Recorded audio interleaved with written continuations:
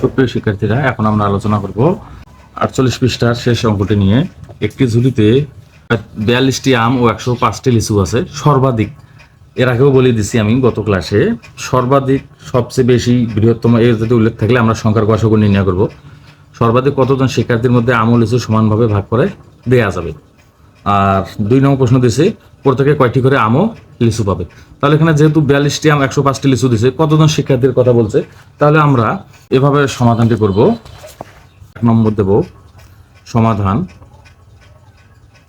আমরা লিখব 42 ও 105 এর গসাগু হবে নির্ণেয় শিক্ষার্থীর সংখ্যা। তো আমরা 42 এবং 105 এর গসাগু নির্ণয় করব। 42 105 3 দ্বারা যদি ভাগ করি, 3 14 42, 3 35 105। আবার যদি আমরা 7 দ্বারা ভাগ করি, 7 2 14, 5 7 35, আর ভাগ করা যায় না। তাহলে আমরা লিখব নির্ণেয় গসাগু সমান 3 গুণন 7। তাহলে হলো গসাগু বের হলো আমাদের 21। সুতরাং শিক্ষার্থীর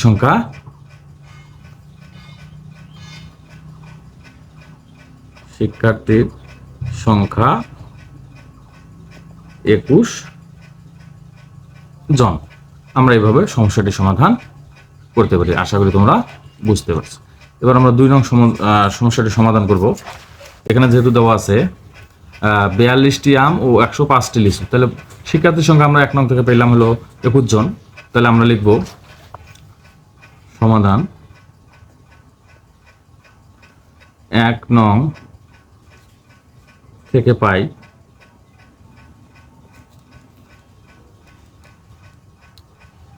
শিক্ষার্থীর সংখ্যা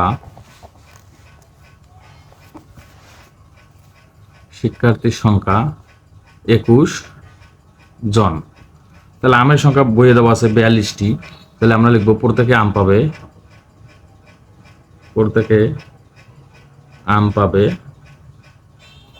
42 ভাগ 21টি। প্রত্যেকে আম পাবে 21 দুগুণ 42, 2টি। হ্যাঁ, আবার লিখব প্রত্যেকে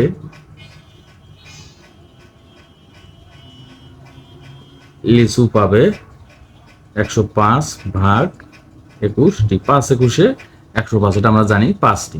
তাহলে আমাদের উত্তর আসবে প্রত্যেক শিক্ষার্থী কয়টি করে আম পাবে ও লিচু পাবে। তাহলে প্রত্যেক শিক্ষার্থী আমরা লিখব, সুতরাং প্রত্যেক শিক্ষার্থী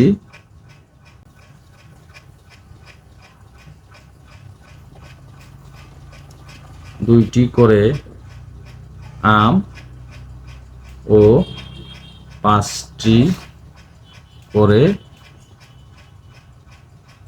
লিচু পাবে। আশা করি তোমরা বুঝতে পারছো।